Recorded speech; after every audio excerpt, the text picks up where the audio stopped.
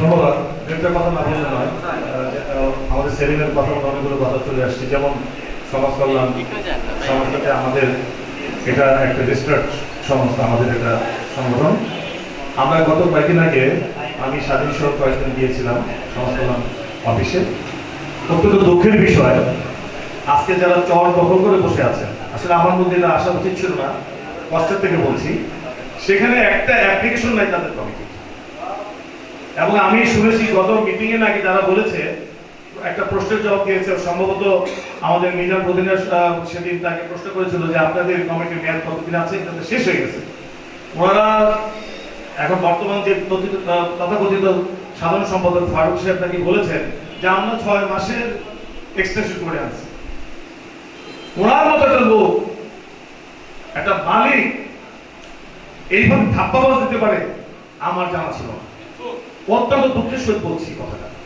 আমরা তন্ন করে চেক করেছি ফাইলটাকে, সেখানে কোনো ধরনের কোনো অ্যাপ্লিকেশন নেই, এক্সটেনশন তো দূরের কথা, বা এদের কমিটির কোনো ওইখানে আবেদন নেই। এই যে এই ধরনের মানে মানুষকে বোকা বানিয়ে, মানুষকে অন্ধকারে রেখে পড়াশোনা করে লোকজনকে বোকা বানিয়ে রাখছেন, এটা ধিক্কার জানাচ্ছি। এ পর্যায়ে যদি কেউ বলতে চান, কে বলতে পারে? স্বাধীন।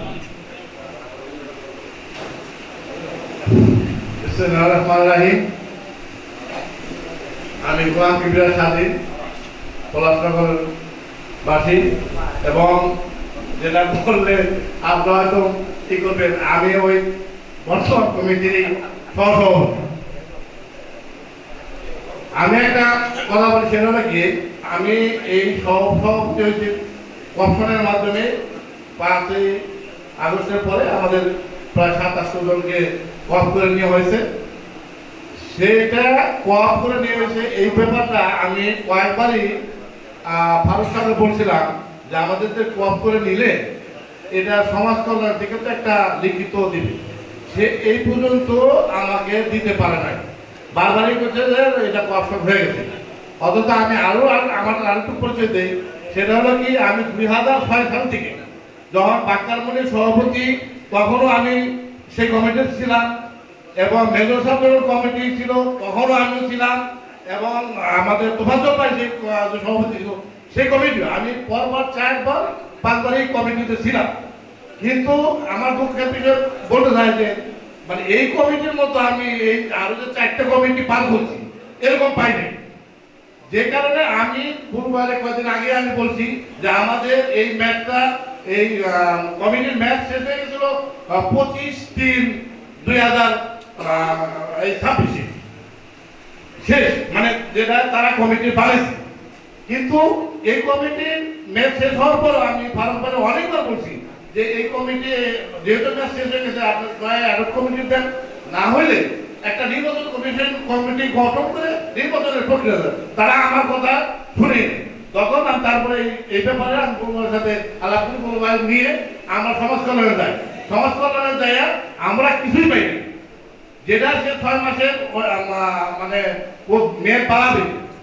অফিসাররা বলছে যে আমাদের যদি মেয়েটি বাড়ানোর ক্ষমতা থাকতো তাহলে তো আপনারা ওখানে বসতে পারতেন না, আমরাই তো একজন বা 3জন নিয়ে আমরা 6 মাসের জন্য সে থাকবে। আমাদের এইটা মেয়াদ বাড়ানোর কোনো প্রক্রিয়া নেই।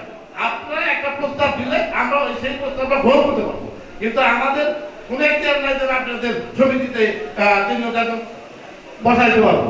যে কারণে নাটকের ব্যাপারটা যেটা বলছেন, এটা আমি অনেকবার বলছি। আমাদের সভাপতি, যে বর্তমান সভাপতি আনছে, সে আমাদের পড়াশোনার পাশে নেয়, আনতে ধার করে আনে। এটা নিয়ে আমি অনেকবার সমিতিতে প্রায় তৎকালীন হয়েছে, কিন্তু আমরা এটা সুরাহ করতে পারি না, এবং পড়াশোনার পাশেও আমরা এই পর্যন্ত আগে আসেন নাই। অনেকবার এটা নিয়ে আমরা তৎকালীন, যেটা শেষ পর্যন্ত আমি পূর্বরাগে এটা বললে এই অর্গানাইজেশনটা করেছিলেন, আপনি এটা এই করে যে কোনো একটা আহ্বায়ক কমিটি করে তার উপরে ন্যস্ত করে আমরা নির্বাচন চাই। এই বলে আমার বক্তব্য শেষ করছি। ধন্যবাদ স্বাধীন।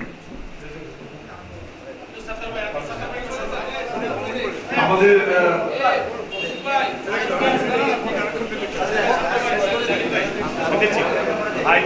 আমি হিসেবে বলে দিচ্ছি, সবার সামারিটা দেবে তাহলে, কারণ উনি অনেক পুরোনোর মধ্যে একজন। চলে আসেন আপনারা